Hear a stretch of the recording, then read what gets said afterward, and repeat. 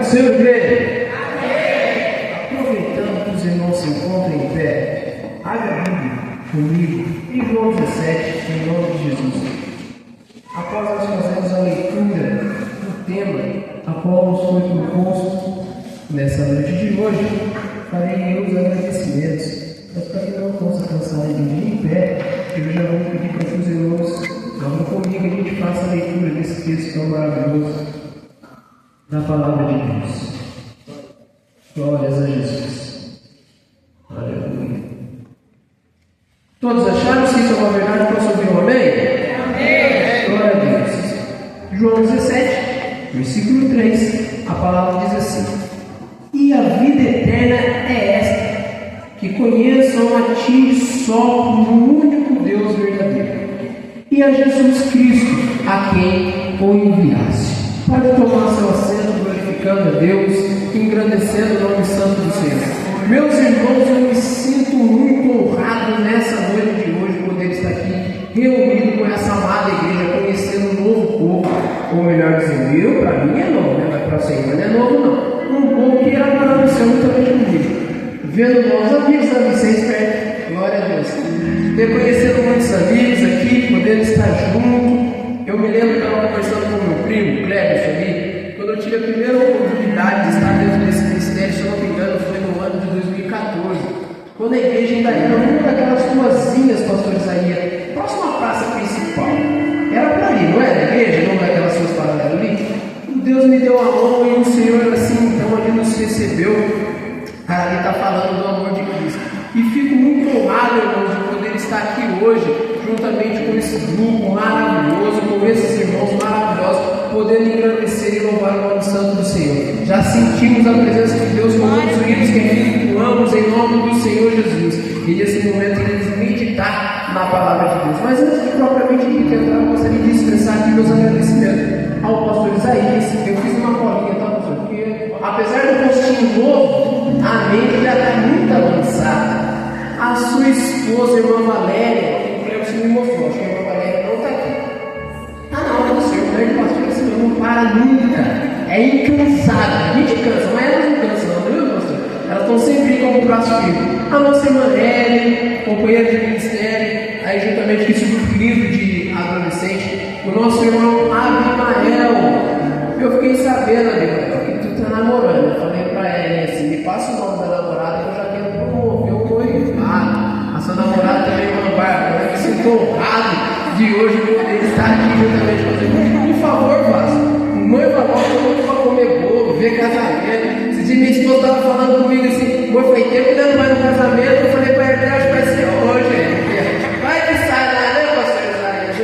Aí quem sabe que tu é filho desse amado irmão aqui, rapaz. Eu fiquei mais alegre ainda. Meu Deus do céu. Fico muito feliz, irmãos, de aqui se encontrar. Também com alguns irmãos de ministério também, nosso irmão Elson, pastor que aqui nos antecedeu antes. Trago um abraço do pastor Euclides Baju, meu pastor presidente, a toda a amada igreja, ao pastor Isaías. Também trago um abraço para o pastor dirigente, o pastor Renato Melo, que assim tem nos guiado durante 5 anos já de caminhada aí. Eu estou sendo pastoreado pelo pastor Renato. Trago um abraço a todos. Agradeço a minha esposa amada, linda, a mulher mais bonita dessa noite de hoje, a minha filha Eduarda e a Ana Júlia. A Clara não pôde estar aqui. Eu louvei a Deus, porque a Clara está lá na nossa congregação ensaiando. Por que eu digo que eu louvei a Deus? Eu tinha uma irmã tocando bateria. E se a Clara tivesse aqui, visse a irmã tocando bateria, quem ia aguentar na Clara na minha cabeça, porque ela gosta e ela quer aprender, ela ia ficar na minha cabeça. Pai. Falei: glória a Deus, a Clara está lá, louvando a Deus lá na congregação. Também agradeço a minha amada e lindíssima mãe, Dona Ana Rosa, muito obrigado por essa noite estar aqui. Irmã Sabina também, minha prima, esposa do irmão Bremos. Para mim é uma honra, me sinto em casa, irmãos, com todos vocês aqui. Mas, meus queridos e amados irmãos, vamos dar um tema nessa noite de hoje para que a gente pudesse pensar na palavra de Deus. E o tema qual está regendo esse congresso, sem dizer o texto, o tema é intimidade. E para nós falarmos de intimidade, bem-aventurados foram a Hélio e o Abimael, que oraram a Deus, e então Deus revelou esse texto dentro do Evangelho de João. Por quê? Quando se falamos de intimidade, eu acho que não teria outra pessoa melhor para podermos falar se não era de João, porque nós bem sabemos que João foi a Estava conversando por alguns poucos instantes com o nosso irmão Cleberson ali. Se nós formos analisar, isso surgiu agora, irmãos, ali na minha cabeça, pensando, quando a Ellen falou acerca de intimidade. João foi um dos únicos dos seus discípulos, apóstolos, escolhidos por Jesus Cristo, que estava com Jesus em todas as circunstâncias quando Jesus exerceu seu ministério terreno no meio do seu povo. Se nós olharmos, Jesus tinha 12 homens que foram escolhidos para ele, para poder compor ali, então, o seu, podemos dizer assim, o seu corpo eclesiástico. 3 deles eram muito íntimos, era Pedro, Tiago e João. Pedro e Tiago teve as oportunidades de estar sempre próximo de Jesus em umas ocasiões que João também estava e os outros discípulos não. Uma delas foi no Monte da Transfiguração, onde esses homens se encontravam com Jesus e os outros discípulos não se encontravam. A outra dela também foi naquela oportunidade onde viram Jesus ressuscitar a filha de Lázaro. Porque quando Jesus chega no lugar da ressurreição, Jesus só chama aqueles que tinham mais a proximidade, mais intimidade com ele. Então ele fala: vem Pedro, vem João e vem Tiago, o pai e a mãe, vem juntamente comigo. Se nós pararmos e observarmos, meus irmãos, quando Jesus vai para a cruz do Calvário, ou antes disso, no Monte Getsemane, quando Jesus vai orar a Deus e passar a sua maior agonia de vida, onde a Bíblia vai nos relatar que ele até chega a suar gotas de sangue, apesar de que estava dormindo, mas estava Pedro, Tiago e João. Só que quando o mestre é aquele levado para a cruz, para sofrer o maior sofrimento que o homem já sofreu na face dessa terra, e digo isso não por causa dos cravos, digo isso não por causa das 40 menos uma chicotada, digo isso que o maior sofrimento não foi por causa da coroa de espinhos sobre sua cabeça, mas foi pelo peso do meu e do seu pecado que ele carregou naquela cruz. Por amor de mim e de você, ele então padeceu a maior dor que um ser humano pode sentir, a ponto de ele mesmo, sendo filho e próprio Deus, clamar: Pai, por que me desamparaste? E quando nós olhamos para esse evangelho tão sublime que é o evangelho de João, os irmãos vão perceber que correu bastante rápido. O que acontece? Nós vemos uma distinção no quarto evangelho dos 3 primeiros evangelhos que são chamados pelos teólogos de evangelho sinótico. Porque o evangelho de João ele tem algumas peculiaridades que esses outros evangelhos não têm. Talvez pode ser por essa intimidade maior que tinha João com Jesus. Se nós olharmos a centralidade do evangelho de João, nós vamos ver João gastando todo o seu tempo e empenho para colocar Cristo como evidência para todos os seus leitores. Isso fica muito claro e expresso, porque quando nós paramos e meditamos um pouco mais dentro do evangelho de João, conseguimos encontrar no evangelho de João coisas que nos outros livros do Novo Testamento não vamos encontrar. Tipo o que, Felipe? Diga para mim. É somente no evangelho de João. Não tem outro livro da Bíblia que o nome de Jesus é dito por mais vezes no Novo Testamento. E para, nem mesmo Paulo, que foi um dos maiores escritores do Novo Testamento, inspirado por Deus e direcionado pelo Senhor para escrever as suas grandes cartas, falou mais de Jesus do que João. Se nós olharmos Paulo em todas as suas cartas, 13, se você quiser também imputar Hebreus ao escritor, dizendo que foi Paulo 14, nós vamos encontrar em todos os escritos de Paulo 213 vezes Paulo dizendo o nome de Jesus. Se olharmos então para os evangelhos, se olharmos para o evangelho de Mateus, encontraremos 152 vezes Mateus citando o nome de Jesus. Se olharmos para o evangelho de Marcos, nós então encontraremos Marcos citando o nome de Jesus 82 vezes. Se olharmos para o evangelho de Lucas e os seus escritos, encontraremos Lucas citando o evangelho de Jesus 88 vezes. Mas quando olhamos para o evangelho de João, fica evidente: 244 vezes João cita Jesus. Isso nos prova e nos mostra uma coisa e também nos ensina algo para essa geração. Sabe o que ele nos ensina, irmãos? Quando eu olho para isso e algo tão simples já nos traz uma tão grande mensagem, que vale a pena gastarmos o nosso tempo para que Jesus seja a evidência da nossa vida. Jesus fez de tudo, ou melhor dizendo, João fez de tudo na sua escrita para que Jesus fosse evidenciado como supremacia, irmãos,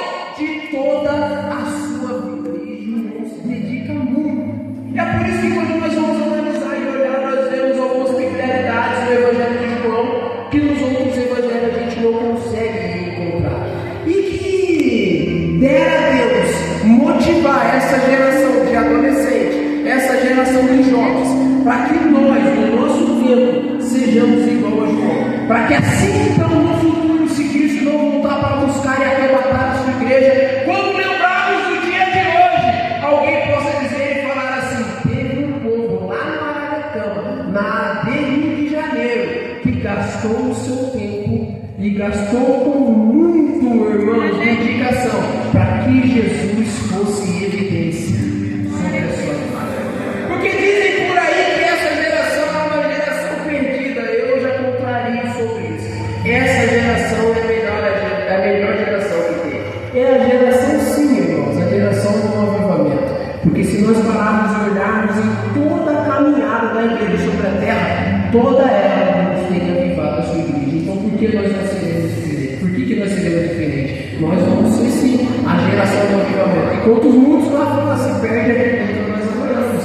Enquanto muitos lá fora se distanciam da presença de Deus, nós aqui dentro lutamos contra nós mesmos para nos aproximar cada dia mais do nosso Senhor.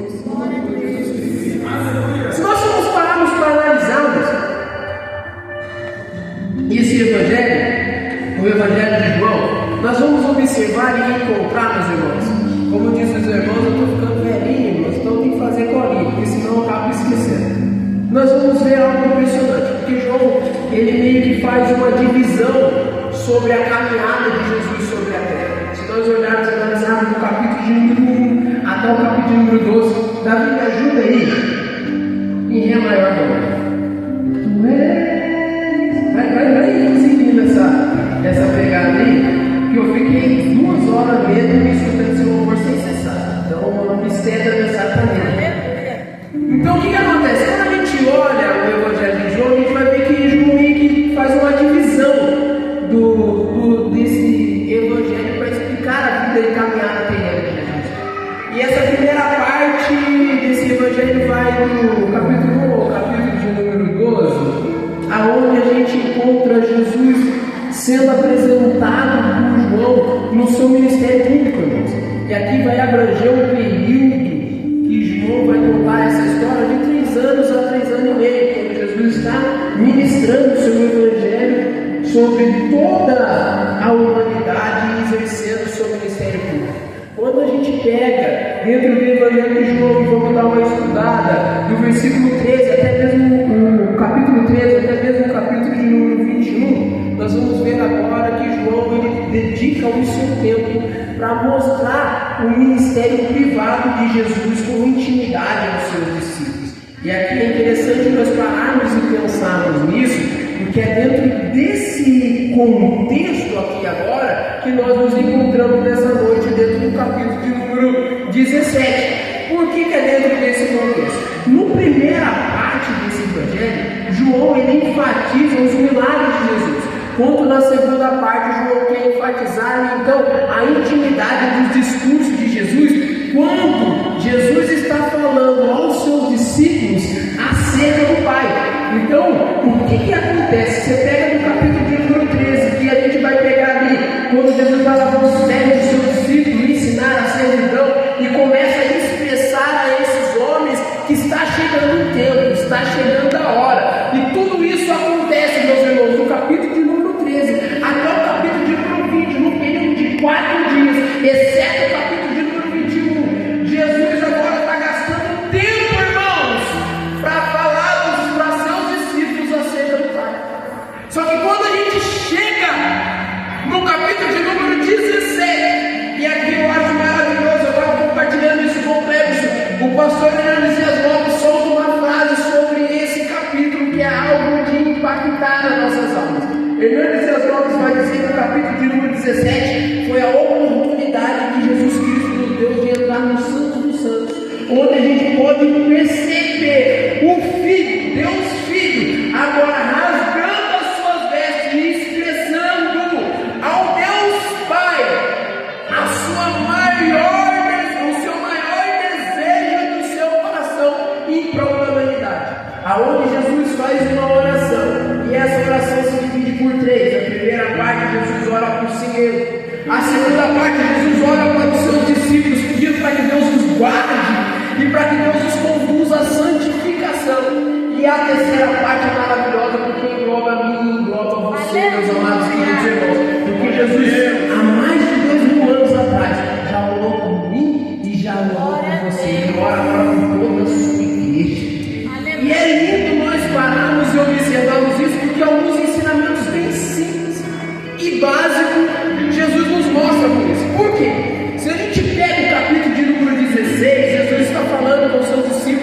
termina encorajando os seus discípulos. O último versículo do capítulo 16, Jesus vai dizer para eles assim, para que eles tenham bom ânimo. Tenham de bom ânimo. No mundo tereis aflição, mas eu venci o mundo. Irmãos, mas vamos entrar dentro desse contexto, por favor. O que está acontecendo? Chega no primeiro versículo do capítulo 17, Jesus, desculpe a conjunturação, hoje nós estamos no culto de adolescente, e geralmente quando eu prego para adolescente eu uso alguns ditos populares sem infringir a ética ministerial, para que possa comunicar melhor aos irmãos e aos adolescentes. Eu gosto de falar, o Elcio sabe disso, um pouquinho no linguajar que eles estão comunicando todos os dias. Presta atenção nessa pegada aqui que está acontecendo. Chega no capítulo 17, Jesus já está ligado, irmãos, que o que? A aflição da dor agora já não vai ter como mais escapar. Ele mesmo vai dizer, chegou a hora, deu a hora. Então, no seu olha o que Jesus está nos ensinando aqui. No seu princípio de angústia, no seu princípio de dor, aonde Jesus tinha tudo, o pastor Isaías, para que se ele quisesse assim, então, pela circunstância, ainda sendo homem, pudesse então chorar e reclamar. Sabe por quê? Ele já está vendo que a circunstância é de dor, de aflição, de angústia. Mas sabe o que ele faz? Mesmo no meio da dor, do sofrimento e da angústia, ele ainda acha tempo para poder reanimar o vida. Olha como ele nos ensina, professor Isaías, e muito mais ainda. Sabe o que ele faz? Ainda ora por nós, queridos. Sabe o que eu aprendo com Jesus aqui, irmãos? Jesus vai nos ensinar aqui, resumindo tudo que ele já tinha pregado nesses 3 anos e meio, dizendo assim para nós, de uma certa forma, parafraseando dentro desse contexto, como se ele estivesse dizendo assim para nós: não importa a situação, não importa a dor, não importa a angústia, sempre sobra um tempinho para que você possa olhar para o seu próximo e interceder. Porque característica daqueles que recebem a vida eterna, irmão, uma das características é essa: não só de falar de Deus para as pessoas, mas é de falar das pessoas para Deus. Isso significa, sabe o quê? Ser intercessor. E o nosso Senhor e Salvador, ele era expert em interceder. E aqui no capítulo de número 17 nós vemos isso. Fica muito explícito aqui essa característica de Jesus. Ele começa a nos ensinar então. Temos aqui então, irmãos, que perceber que Jesus, irmãos, aqui agora ele já está entendendo mais ou menos o que está acontecendo. Ele já está entendendo que já não tem mais tempo, irmãos, de agora começar a prolongar mais o seu acontecimento. Então ele sabe que daqui a alguns momentos, ou algumas horas, ou alguns dias, ele estará sendo separado daqueles a qual ele tinha como seus melhores amigos, para poder carregar então o peso de todos esses, para que um dia eles pudessem desfrutar da maior glória e maior possibilidade da humanidade, que é a vida eterna. Porque verdadeiramente, irmãos, prosperidade é ser salvo. Verdadeiramente, irmãos, prosperidade é alcançar a salvação da sua alma e do seu ser. Se nós pararmos aqui então e observarmos agora Jesus no capítulo número 17, ele faz algo estranho. Já que a vida eterna é essa, meus amados e queridos irmãos, pensa aqui comigo, qual que é a vida eterna que o próprio Jesus está dizendo? É conhecer a Deus como único e verdadeiro, e a Jesus Cristo, a quem tu enviaste. Quem é Deus, irmãos? Se eu fizesse essa pergunta agora aqui para qualquer um dos irmãos, rapidamente, os irmãos iam começar a dizer muitos prerrogativos acerca do nosso Senhor, no nosso Deus. Porém, esse conhecimento que Jesus está falando aqui acerca de Deus e acerca dele, irmãos, não é reconhecimento acerca muitas vezes dos seus atributos ou da sua essência. O conhecer aqui que Deus está falando é o conhecer muito mais profundo, é o conhecer de relacionamento. Não é só eu conhecer acerca de Deus, é Deus também conhecer acerca de mim. Porque, irmãos, o que nos coloca na vida eterna com Deus não é o tanto que eu conheço acerca do meu Deus, mas é o tanto que o meu Deus conhece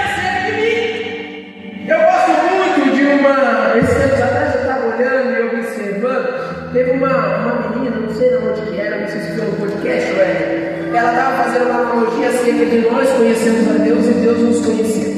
E isso é importante, porque isso salva a nossa alma. Deixa eu te fazer uma pergunta aqui, por favor. Eu espero que os irmãos me ajudem respondendo com a sua mão. Alguém aqui conhece o Neymar? Sim ou não? Se sim, levanta a mão, por favor. A grande maioria que conhece o Neymar. Tem um irmão lá que até chacoalhou a moça aí. Esse pode mesmo. Então, nós conhecemos o Neymar. Todos aqui, se não conhecem de ver na televisão, já ouviu falar do nome do Neymar.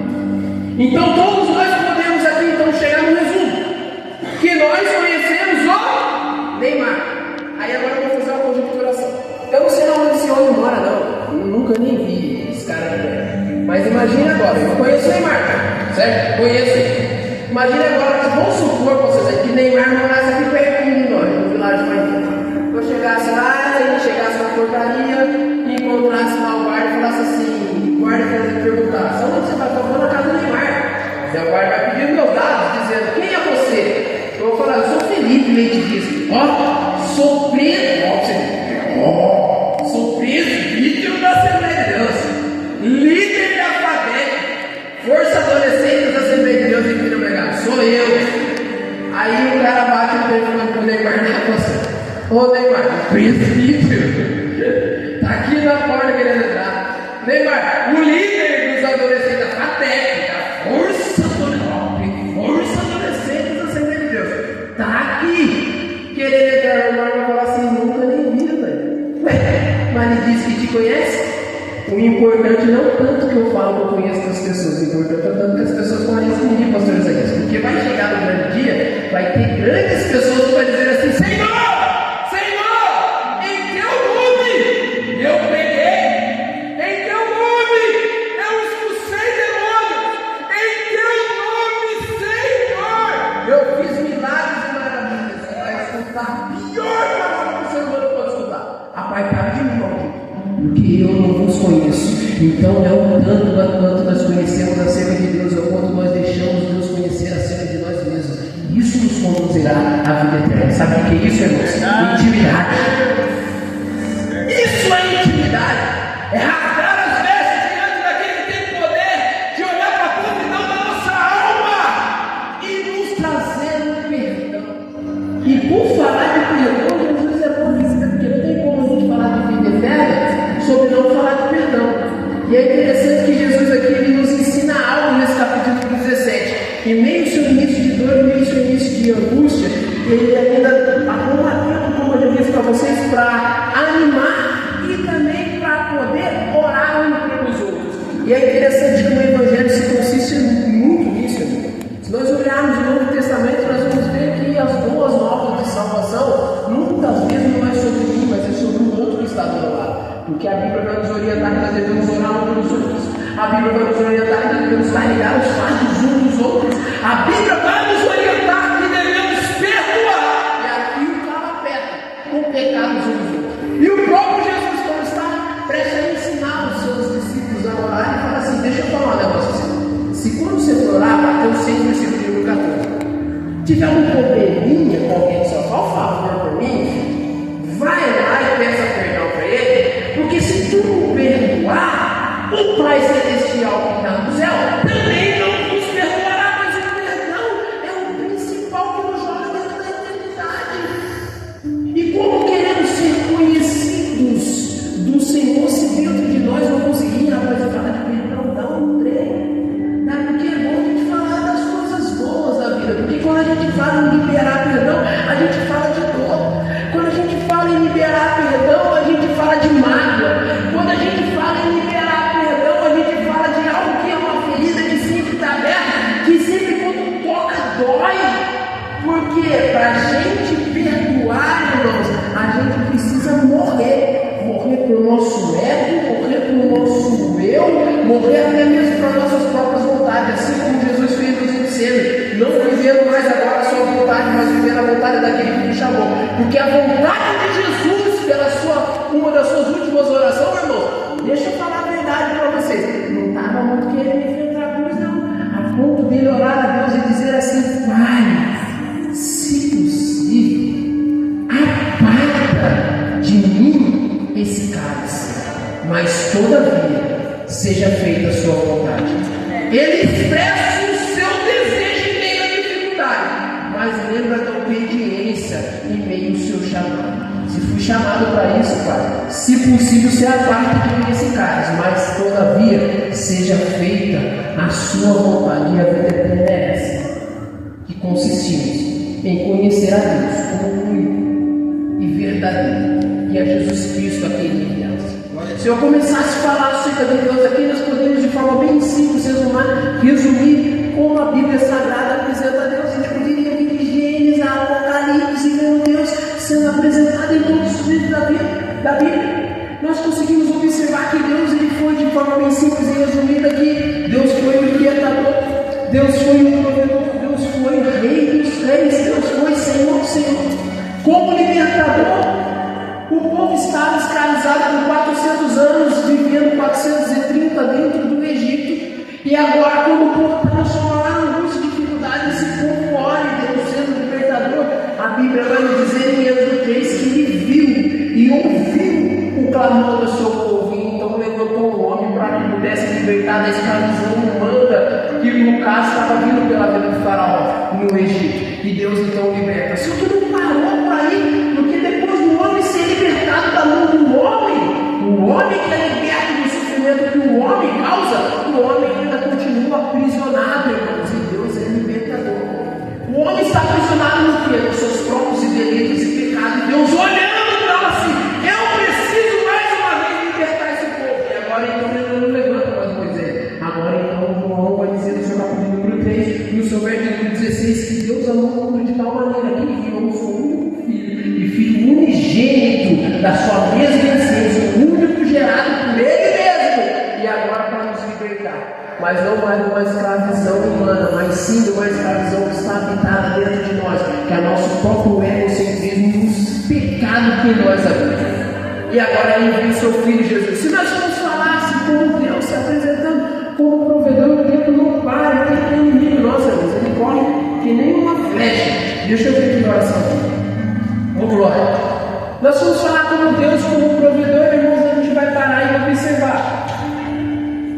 E na maior dificuldade, eu tenho um pouquinho de problema de adicção, quando dá resfriado fica difícil para os irmãos entenderem. Vou tentar falar um pouco mais devagar. Numa das maiores dificuldades, aonde o povo estava passando agora, caminhando 40 anos depois de ficar 400 anos escravo na mão de um homem dentro de um país. Agora o seu povo caminha por 40 anos dentro do deserto. E é nesse momento que Deus se apresenta como provedor. Porque então Deus gera o maná que cai do céu. Deus gera a carne que cai do céu. Deus provê que as suas roupas não se desgastem. E mais, até a água da rocha Deus faz verter. Pela fala e pelo toque. Então Deus, ele também é visto e apresentado dentro de um dos seus atributos como também provedor. Agora, se nós fôssemos parar, se eu fosse ficar aqui, a gente ficaria tempos e tempos debruçando em todos os textos da Bíblia para apresentar os atributos de Deus. Mas a gente sabe que a essência de como Jesus está falando aqui não é acerca de quanto eu conheço os atributos de Deus e quanto esses atributos estão enraizados para isso dentro da minha essência. E quando tudo isso que eu conheço acerca de Deus, eu estou deixando para que mude a minha vida, porque a vida eterna é essa. Conheço a Deus, pastor Beto, e a Jesus Cristo, a quem Ele enviaste. E esse conhecer, irmãos, não vou cansar de falar, é de relacionamento íntimo, puro e verdadeiro. É aquele relacionamento. Sabe o que eu acho lindo no nosso Deus? Vou abrir uma aspa aqui. É que Deus, Ele não está preocupado e não está querendo te ver escondido atrás dos seus medos e dos seus pecados. Muitas vezes nós pregamos um Deus a toda a humanidade, que Ele é mais carrasco do que o Pai. Um Deus que parece que o tempo todo está com uma borracha sobre suas mãos, do que eu errei, isso no nome da Bíblia. Eu pedi perdão, escreve o nome da Bíblia. Eu errei, abre o nome da Bíblia. Eu pequei, isso no livro da Bíblia. Eu pedi perdão, vai lá, escreve o nome do livro da Bíblia. E com isso muitas vezes a gente fica meio com medo de se relacionar com Deus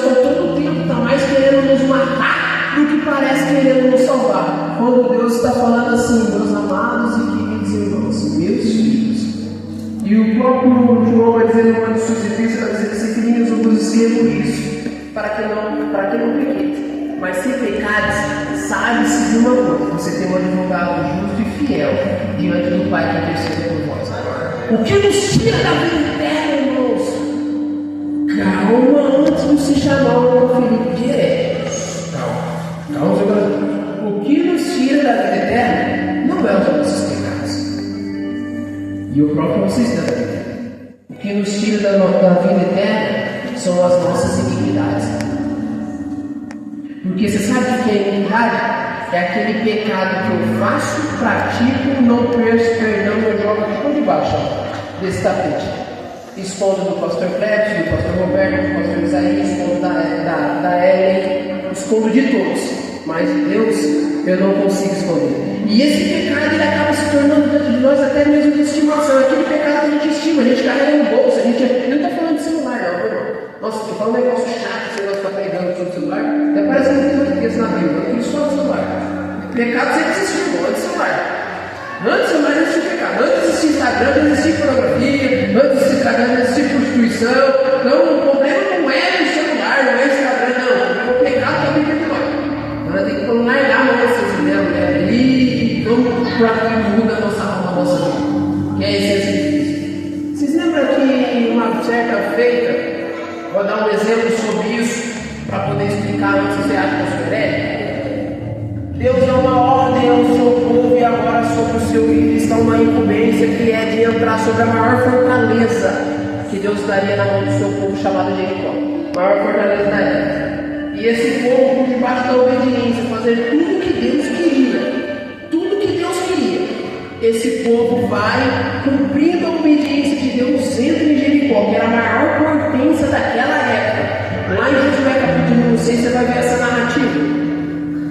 Ganha essa guerra, domina aquela cidade, traz assim todos o que estavam ali que Deus deu para si. Só que Deus dá uma ordem. Quando vocês entrarem dentro de Jericó, se tiver ouro, se tiver prata, não toque de maneira alguma, mas traga ou para ser consagrado usado dentro da minha casa ou deixe lá dentro. Mas tinha um cara que era um espertão de todos, um dos chefes lá da guarda de Josué, estava tanto. E esse camarada dá uma olhada para o negócio é bem bonito, Cleves.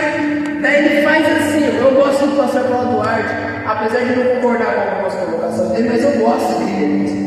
O pastor Paulo Duarte, na certa feita, em uma das suas pregações, ele fala mais assim: que nós estamos preocupados, não em magoar a Deus, mas sim os nossos irmãos.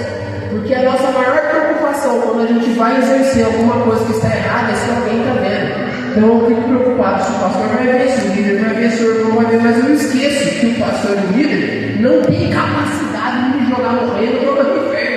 Então a gente fica preocupado com os irmãos que estão olhando, mas não fica preocupado com Deus que está com os olhos como chama de fogo. O salmista vai dizer assim: se eu descer do mais profundo dos mares, lá tu está. Se eu subir no mais alto da montanha, lá também tu está. Tu conhece o meu deitar, tu conhece o meu levantar, o meu entrar e o meu sair. Tudo está na mão do Senhor. Aí o pastor agora que dá uma analogia assim, eu gosto dessa analogia. Ele fala assim: irmãos, quando a gente vai pecar, a gente tem que fazer assim, ó. Às vezes a gente olhar para um lado e olhar para o outro, a gente tem que olhar para cima, né? Eu vim fazer, não vou fazer não. Eu só penso, sabe por quê, irmãos? A nossa maior preocupação quando nós nos tornamos cristãos é de mantermos reputação. E é por isso que nós ficamos preocupados com o que os outros falam acerca da gente. Porque o que é reputação? Reputação nada mais e nada menos que é aquilo que as pessoas veem acerca de mim. E deixa eu te falar para você, o irmão Felipe pode ter uma boa reputação, mas ser um mau caráter. O irmão Felipe, aqui esse que nos fala, pode ter uma boa reputação e ser um mau caráter. Porque reputação é aquilo que eu apresento para vocês. Caráter vai falar sobre a minha própria essência. Isso quem é Jesus.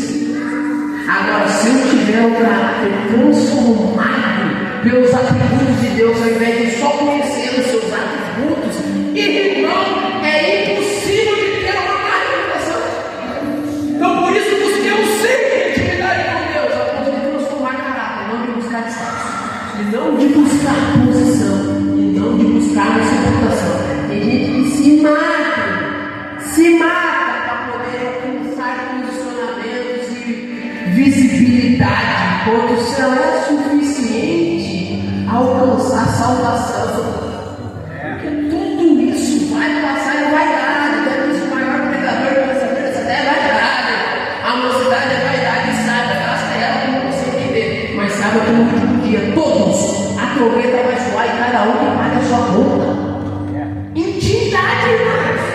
Quando falamos de intimidade, falamos de sinceridade, de um coração contrito, aquebrantado, de um coração rasgado, de um coração sincero, de um coração que busca a purificação por entender que não tem capacidade sozinho de alcançar. Eu faço das palavras de Paulo as minhas palavras. Senhor, me ajuda a me livrar do corpo dessa morte. Paulo vai dizer assim, uma frase muito maldito homem que sou. Isso nós estamos falando do homem que é um dos maiores escritores do Novo Testamento. Porque o bem que eu quero fazer, eu não consigo, mas o mal que eu não quero está diante de mim. Mas Paulo tem intimidade e sinceridade. Porque quem tem intimidade rasga as vestes de você. Não fica buscando se esconder. Lembra que eu te falei que te pôs no inferno não são os seus pecados, não são os pecados encobertos? Agora Israel luta contra Jericó e ganha porque está na obediência. Porém, acampou algo esconde debaixo da sua tenda. É como se fosse então agora acontecendo assim, parafraseando, como se Pinda tivesse guerreado contra São Paulo, o maior estado do Brasil, tivesse vencido. E rei, Elcio me perdoe, mas Pinda agora vai lutar contra a Tremembé, cidadezinha pequena. Não estou menosprezando, mas você sabe que é pequena, né? Agora Pinda vai lutar contra São Paulo, velho. Sabe o que é São Paulo? Contra Tremembé. Você sabe o que acontece? Lenha. Volta a Pinda vai andar correndo e gritando para José. Ai, ai, ai, nós ganhamos a maior potência aqui, perdemos na cidade. Nós tomamos, foi um couro, morreu o nego na raça. Ai, meu Deus do céu, socorre no Senhor em nome de Jesus. Socorre, irmãos, o que aconteceu? Aí Jesus vai chegar diante de Deus e falar para Deus assim, estou parafraseando, mas nem vai capítulo 7. Senhor, no sucesso aqui, no sucesso passado, essa vergonha, o que está acontecendo? Aí Jesus vai falar assim, Deus fala para José, mostrava um povo ali, filho, porque tem pecado na onde? Coberto. Tem pecado encoberto. Aí Jesus vai falar, pecado encoberto chama o povo, dá uma oportunidade. E Jesus vai dar uma oportunidade, o povo está lá, e a câncer de novo.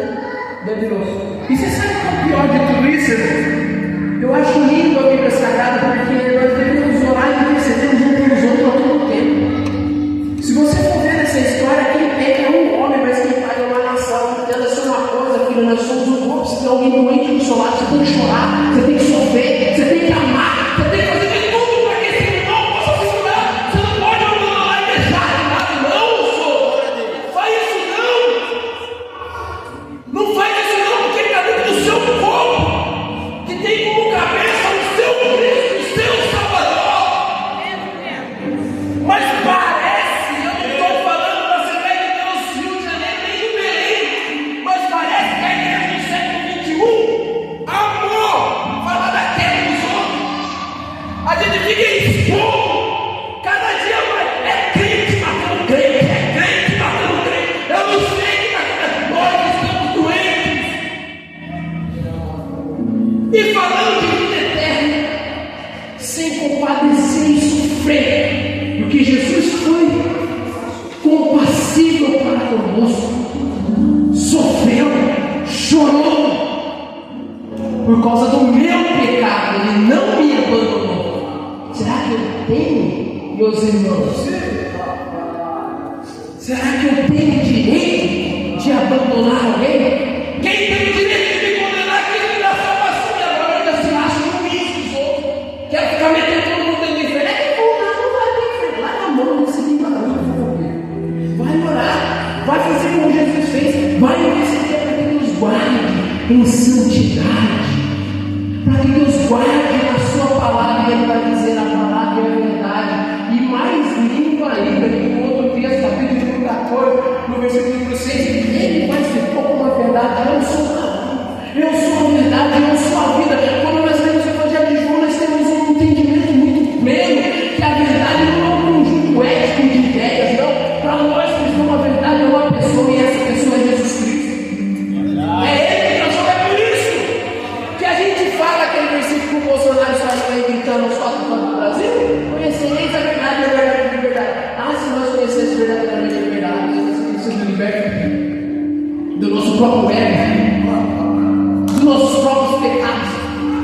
não mais reprimindo, mas chegando diante dele com intimidade e dizendo: ei, Senhor, deu ruim, mas eis aqui, somente o Senhor pode me livrar daquilo que eu não tenho capacidade para ser liberto. E Jesus aqui, ele está dizendo isso nesse pequeno conhecimento a Deus como único e verdadeiro. E a Jesus aqui enviado, quem é Deus? Será que para você Deus somente aquele libertador nos momentos da dificuldade que traz a provisão? Será que para nós Deus é somente aquele provedor que quando as portas se fecham e aquele camarada que está com uma chave aberta? Porque para muitos aí fora não está só isso. Jesus foi um cara, é assim que eles falam, Jesus foi um cara que morou na cruz.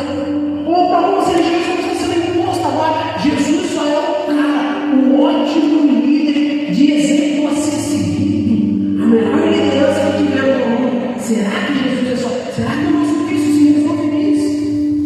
Será que o nosso Deus é tão pequeno assim? Será que o Deus que eu sigo, que me chamou, que me tirou da mais profundezas trevas desse mundo e me deu uma oportunidade como Paulo vai dizer, eu já estou isso com verdade para a minha vida, me fez sentar nos lugares celestiais com Cristo?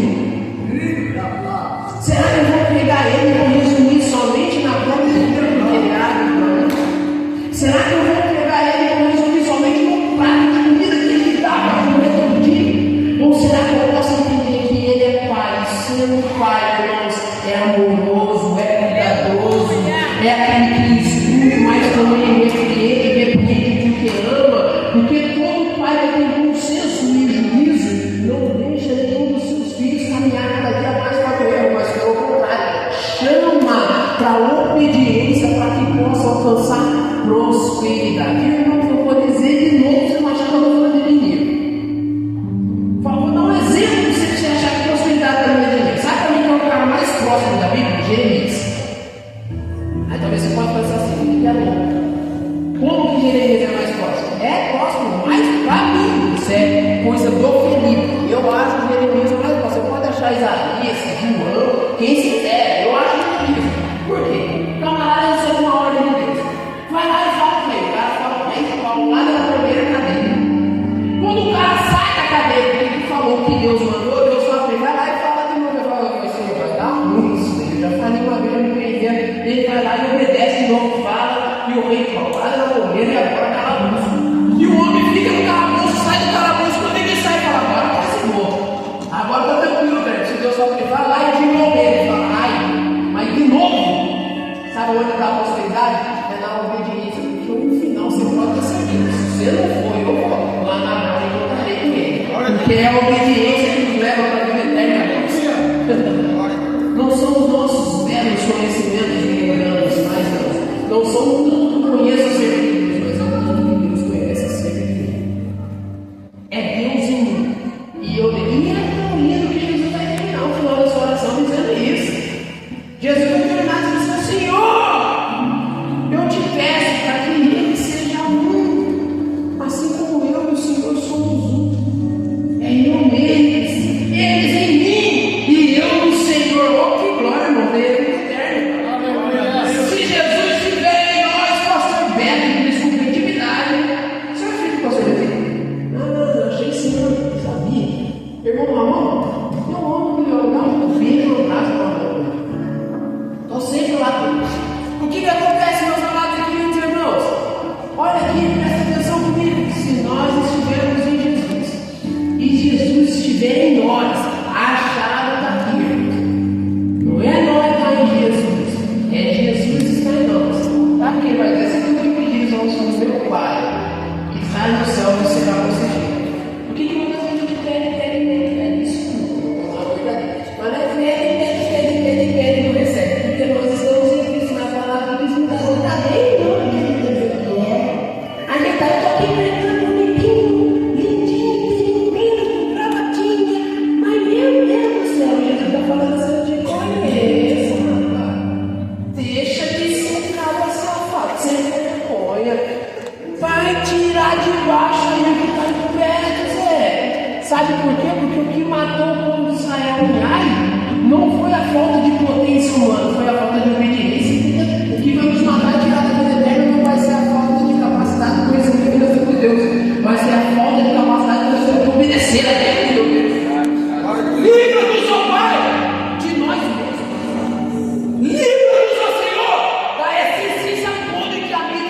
e reina, reina, reina, reina, Senhor, sobre a minha vida. Aleluia! É esse tipo de conhecimento que eu quero ter de Deus e Ele de mim. É esse tipo de conhecimento que Jesus está falando para que nós possamos ter e entender e compreender, irmão. Que não adianta, porque se Deus não dá para se esconder, então o melhor que você tem que fazer é ser sincero.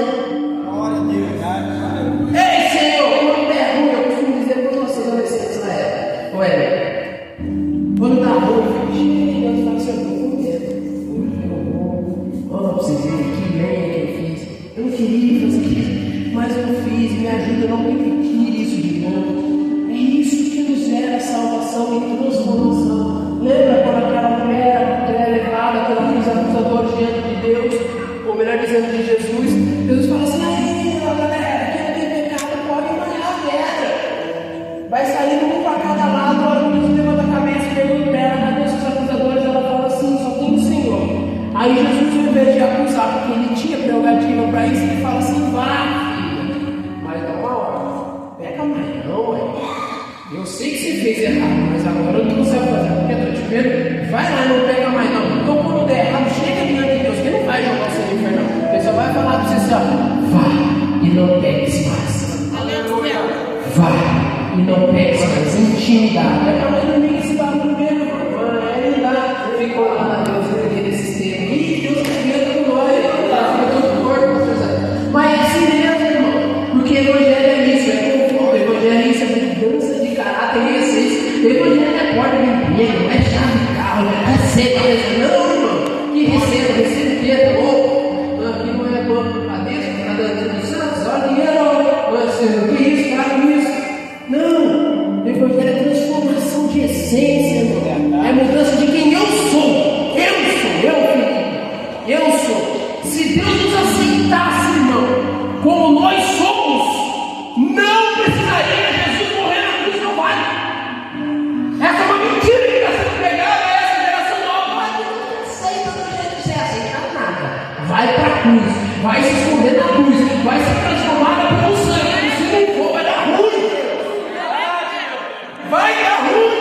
Vai conhecer Deus Jesus. Porque a verdade é essa. Se conheçamos Deus, é o único e verdadeiro. E a Jesus, só vou terminar esse negócio aqui, irmãos, em nome de Jesus, para a gente ir para casa feliz e glorificando a Deus. E quem é Jesus para nós? Irmãos, Jesus, ele, se eu for perguntar para cada um de vocês aqui, cada um de vocês vai ter uma peculiaridade para falar de Jesus. Tirando a sua essência da Bíblia Sagrada, se alguém me perguntasse, quem é Jesus para você? Eu diria assim para vocês, Jesus foi aquele que deu por mim o que nem eu mesmo acharia que eu merecia receber.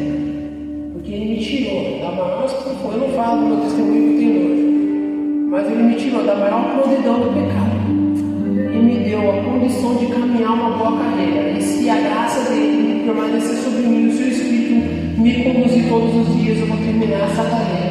Vou combater o bom combate, vou guardar a fé e vou encontrar com ele na glória. Mas para mim, Jesus, irmãos, foi a última saída. Aonde que talvez a minha mãe está nem esperança pertinho.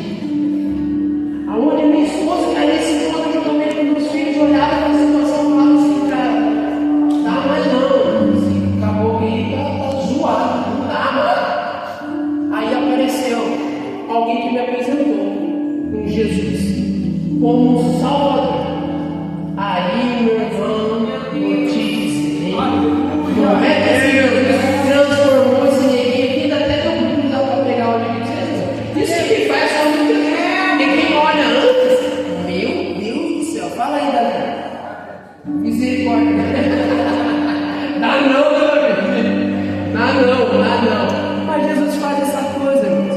Mas dentro do Evangelho de João, a qual foi proposto o tema dessa noite de hoje, João não tem minuciosidade para apresentar Jesus como ele mesmo se apresenta dentro desse Evangelho. Se nós vamos ver Jesus apresentado aqui, tomando a prerrogativa de Deus, como essência de ser o único como Pai, usando então, podemos dizer assim, um pronome pessoal que somente Deus tinha usado até então, aquele grito em grego lá em no meio, que quer dizer eu sou. Então quem é Jesus? E dentro do Evangelho de João ele vai se apresentar em João capítulo 6, versículo 35, 48 e 51. dono da vida. Em João, capítulo número 8, versículo número 12, João 9, versículo número 5, ele vai dizer assim: eu sou a luz do mundo. Chega em João, capítulo número 10, o seu versículo de número 7 ao 9, ele vai dizer assim: eu sou a porta das ovelhas. Chega em João também 10, 11 ao 14, ele vai dizer assim: eu sou o bom pastor. Chega em João, capítulo número 11, versículo número 25, ele vai dizer: eu sou a ressurreição e a vida. Todo aquele que vem em mim, ainda que morra, viverá. Isso é interessante quando ele fala isso. Porque uma vez eu estava no meu trampo, trabalho na área da construção civil, eu estava conversando assim com uma colaboradora da casa, e eu falei para ela assim: hoje em dia o que me aterroriza não é a morte. Eu não tenho medo de morrer, eu tenho medo de perder a vida. Ela usou essa expressão: ah, seu burro. Não é a mesma coisa. Eu falei para você: pode ser, para mim não, vou te explicar. Morte todos nós iremos passar, mas vida só alguns iremos ter. Porque a vida para mim está ligada no relacionamento que eu tenho com o meu Salvador, que é Jesus, porque ele diz: ainda que morra quem crê em mim, viverá. Eu não estou preocupado com a morte, eu estou preocupado com a vida. Porque morrer todo mundo é doido. Se Jesus não voltar, não for arrebatado, o que nos espera? Eu acho que não, então. Olha, nós vamos na vida, é isso aí. E glória a Deus. E aleluia, já falei com o meu titular, que é o meu titular. Falei, até 1932 na cabeça. Mãe, já fica sabendo. Se eu for com a senhora no último dia, eu na árvore 432, minha vida seja assim, consagradíssima. Bota, vai cantar, até o final. Boca vai sentando, vai. Eu falei pra ele: vai pra Deus e arruma lá, e lá na nova se encontra, filho, não acabou. Porque eu sei quem me chamou, eu sei quem me livrou, eu sei quem me lavou. Esse é Jesus. Glória a Deus. Certeza absoluta, porque todo dia tem buscado intimidade para com ele. E digo mais, em João também, para gente finalizar, 14, ele vai dizer: eu sou o caminho, a verdade e a vida. E é interessante quando nós lemos esse texto de caminho, a verdade e a vida, que nos remete a Salmo de número 1. Quando o salmista, alguns vão dizer que é Davi, diz assim, né? Não andeis pelo caminho dos ímpios. Essa palavra caminho que permeia muito pelo Antigo Testamento, que lá no hebraico é derek, que quer dizer estilo de vida, conduta. Quando a gente chega aqui em João, capítulo 14, versículo número 6, nós vamos ver algo semelhante no grego, que é outros, que também vai dizer que é estilo de vida e conduta. É como se Jesus estivesse dizendo assim: eu sou o estilo de vida que te conduz à verdade e à vida, que é a salvação eterna. Porque a vida é essa, que conhecemos a Deus, e é Jesus Cristo a quem tu enviaste. E ele vai dizer assim também no Evangelho de João, no último, para lá acabar, e ficar pensando nos irmãos, capítulo número 15. Eu sou a videira verdadeira. Eu sou a videira verdadeira. E todo ramo que em mim estiver enxertado dará fruto e será limpado. Mas aquele que não dá fruto é cortado e lançado fora, para que seja queimado. O interessante é que quem não dá fruto é cortado e jogado fora. Mas quem dá fruto, irmãos, também é podado. É podador. Sabe o que é poda, moça? É isso que Jesus está fazendo. Jesus achou, não é, irmãos? Mas eu apanhei orando ao Pai, todo esse quadro de Jesus. Onde Jesus falava para mim assim: eu quero intimidade. Eu quero intimidade. Com a autorização do pastor, eu peço perdão por não ter pedido isso antes, para que as coisas não se coloquem em pé. Paulo vai dizer em 2 Coríntios, capítulo número 5, versículo número 18. Ele também é o nosso reconciliador. Ele é um estilo de vida. Ele é o suprimento principal para que a gente continue tendo vida. Nada de tempo, irmão, vai ficar deitado em cima desses eu sou. Aí se não tiver, eu não vou ficar aqui até 10 horas dançando, irmão. Mas se nós tivesse tempo de fazer isso, perto um pão lá, quando ele fala para a mulher samaritana: mulher, se tu soubesse quem te fala, pediria água. Irmãos, misericórdia. Depois você vai para Apocalipse 21, versículo número 6, que ele vai dizer assim: ó, eu sou o Alfa e o Ômega, o princípio e o fim. Quem quiser pode vir, porque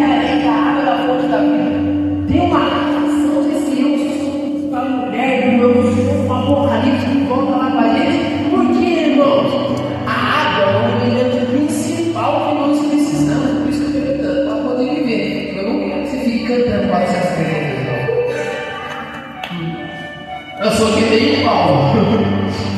Eu não sei se é bom morrer e partir para a glória ou se ficar no meio agora. Mas por amor de vocês, eu escolho ficar. Por amor de vocês, eu falei, por amor de vocês, eu quero ficar. Mas se Jesus quiser levar, vamos lá, a gente sabe onde vai chegar. Eu quero dizer para você nessa noite de hoje, a gente fazendo dançar. Irmãos, intimidade. Intimidade, irmãos, a gente ter a clareza de quem Deus é, de quem Jesus é e de quem somos. Se nós entendemos que nós somos vasos e precisamos ser moldados, porque somos vasos quebrados e precisa ser consertados por Ele, conseguiremos alcançar quem Jesus é verdadeiramente dentro de nós. Existe um louvor que você deve conhecer sobre a canto comigo dizendo: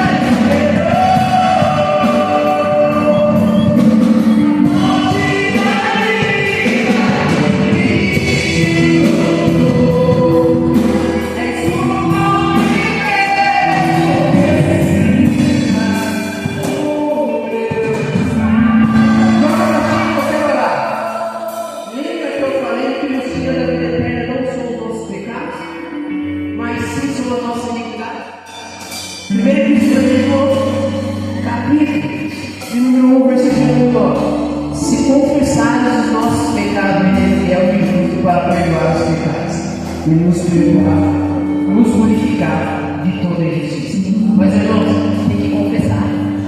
Se não tiver confissão, sem confissão não vai perdão. Ah, mas Deus conhece, Deus sabe. Eu sei que Ele sabe, mas Ele quer nos falar, irmão. Ele quer nos ouvir, Ele que tem intimidade com Ele, de rasgar as vestes e falar assim: aqui sou eu, Senhor. Onde já não tem mais igreja, onde já não tem mais status, onde já não tem mais posicionamento. Aqui o relacionamento é íntimo. Olha aqui, Senhor, olha para mim, olha para mim, olha para mim, Senhor. Olha para mim. Senhor, olha para você ver como mudar.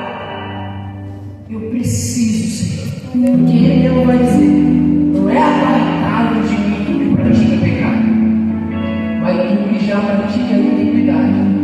Que nós não deixemos que as nossas falhas, os nossos erros, nos tire da vida eterna por falta de conhecimento.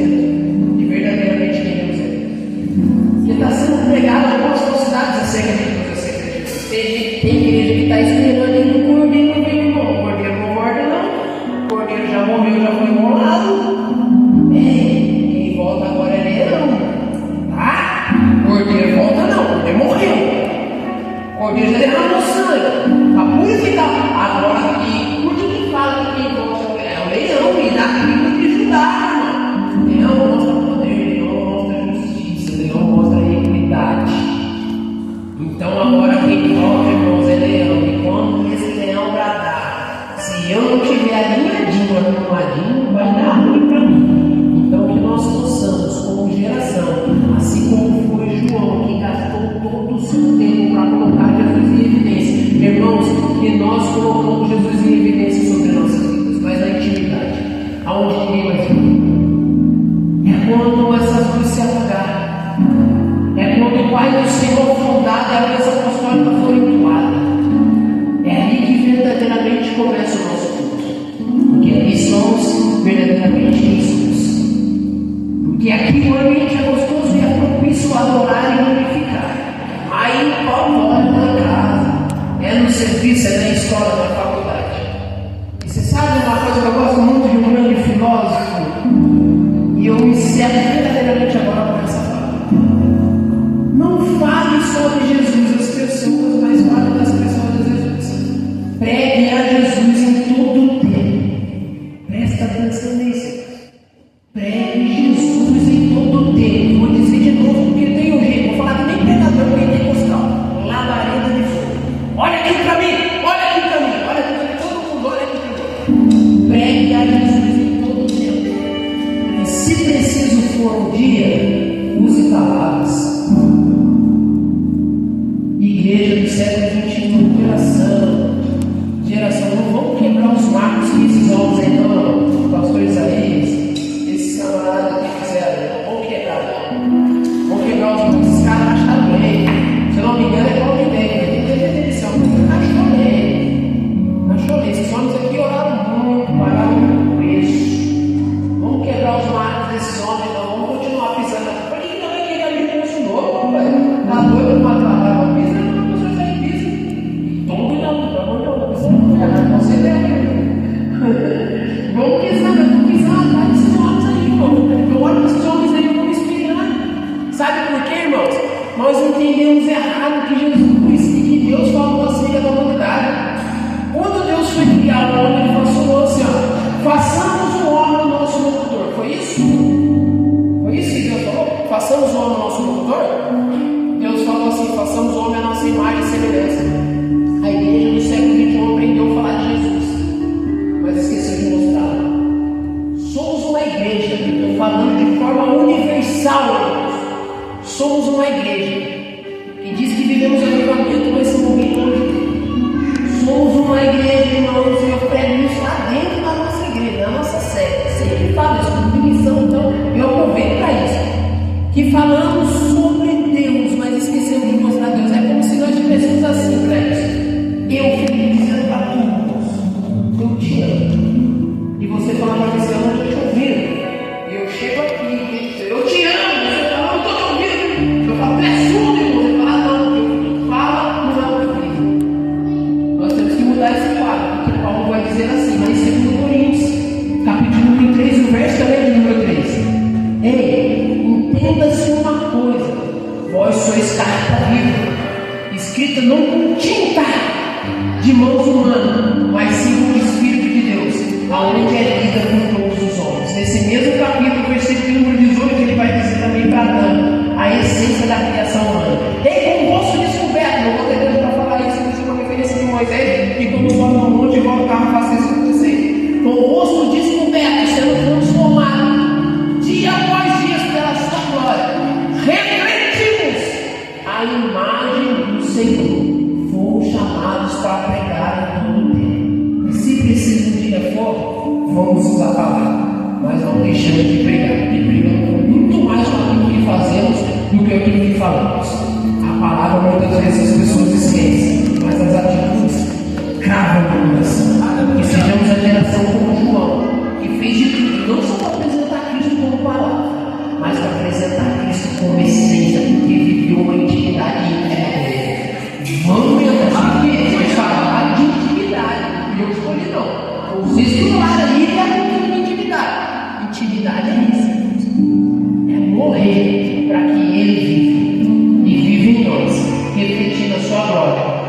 que ainda estão perdidos. Senhor, meu Deus e Pai, em nome de Jesus, vem simples, ó Deus, eu estudo a tua palavra, tudo aquilo que o Senhor ministrou no meu coração. Aquilo que o Senhor está operando dentro de mim, ó Deus, eu peço que também o Senhor continue operando dentro dessa igreja. Eu já sei que o Senhor tem trabalhado, eu já sei que o Senhor tem, ó Pai, manifestado a sua glória, ó Pai, o teu poder, ó Deus, sobre o meio dos meus irmãos. Mas mais uma vez, o Senhor me trouxe aqui, ó Deus. Eu acredito, ó Pai, que foi para comunicar algo à vida desses irmãos. Juntamente comigo, obrigado porque o Senhor ministrou em mim. Obrigado porque o Senhor ministrou a sua igreja. Deus, eu tenho um pedido especial para me fazer, ó Pai. Senhor, abençoa o pastor Isaías. Abençoa a missionária, ó Pai, em nome de Jesus. Pai, prospere essa obra aqui, Senhor, em nome de Jesus. Abençoa minha amiga, Deus, eu compreendo o ministério irmã Hélio, o irmão Abimael, Deus, todos esses adolescentes, ó Pai, em nome de Jesus, que eles possam ser, ó Deus, um espelho do Senhor para esse bairro, para essa geração, que essa igreja seja uma flecha em suas mãos, ó Pai, para saquear o inferno e pontuar o céu. Deus, usa essa congregação, usa esse ministério, Pai, nesse tempo, nessa hora, para o povo que tem uma necessidade. Deus nos usa e nos dá cada dia a oportunidade, ó meu Senhor, de conhecer mais e mais, porque a vida eterna é essa, que conheçamos